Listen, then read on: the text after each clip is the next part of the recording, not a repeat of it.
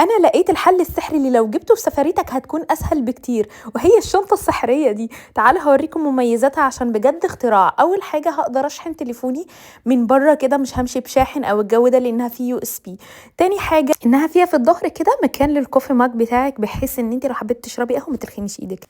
ومن الجنب كده فيها 4 أماكن تقدروا تعلقوا فيها أي شنط زيادة، شمسية، أي حاجة زيادة في إيديكم عشان ما تلخموش نفسكم. ولو أنتم زيي بتشتغلوا في أي مكان فبتطلعوا اللابتوب كتير، فمش هتحتاجوا تجيبوا شنطة لابتوب على الضهر برضه وتلخموا نفسكم بيها. هي فيها مكان لللابتوب جيب خارجي زي ما أنتم شايفين كده، وسهل قوي. بتقدروا كمان تحطوا هنا الأوراق المهمة زي الباسبور أو أي حاجة، بحيث إن أنتم برضه ما تمشوش بشنطة صغيرة. ومن ناحية القفل زي ما أنتم شايفين قوي جدا وبدون سوستة، ده غير شكلها الشيك. ومش بس كده، في منها أكتر من حجم كمان على الويب سايت. تاني حاجة عملتها بقى سهلت عليا سفريتي، إن أنا سافرت بهدوم مريحة، فجبت السوت البيضة دي واللي هحط لكم الكود بتاعها على الشاشة، والاتنين الشنطة والسوت شارياهم من موقع فيجيهيون. وكمان طلبت لكم منهم كود خصم على أي حاجة في الويب سايت، هكتبه لكم على الشاشة دلوقتي.